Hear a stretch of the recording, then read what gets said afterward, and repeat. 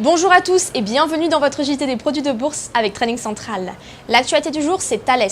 L'agence de notation de crédit S&P maintient la note du groupe à A-, mais elle abaisse sa perspective. S&P délivre maintenant une perspective négative pour Thales.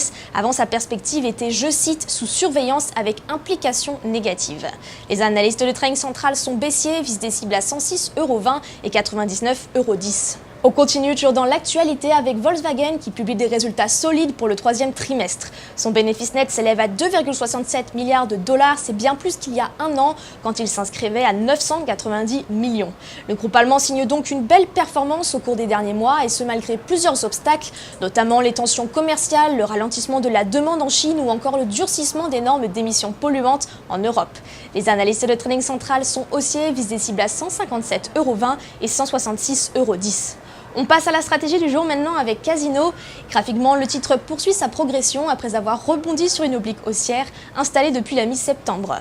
Du côté des indicateurs techniques, le RSI, le Relative Strength Index, se situe au-dessus de sa zone de neutralité, tandis que la moyenne mobile à 20 séances, elle, joue un rôle de support.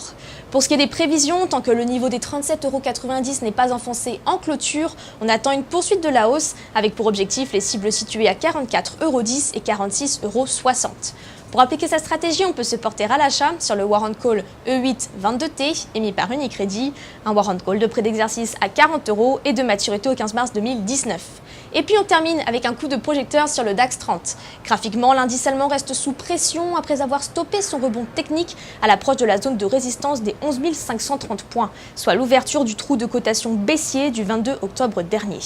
En ce qui concerne les indicateurs techniques, les moyennes mobiles à 20 et 50 jours sont mal orientées, tandis que le RSI, lui, évolue dans sa zone de vente entre 30 et 50%.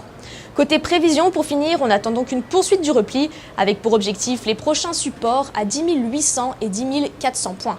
À cet effet, on peut se porter à l'achat sur le Warrant Put 69-12T, émis par Unicredit, un Warrant Put de prêt d'exercice à 11 200 points et de maturité au 15 mars 2019. À la Bourse de New York, on est mardi après-midi, c'était Marie Gintric pour Trading Central. Je vous souhaite une très belle fin de journée et à demain.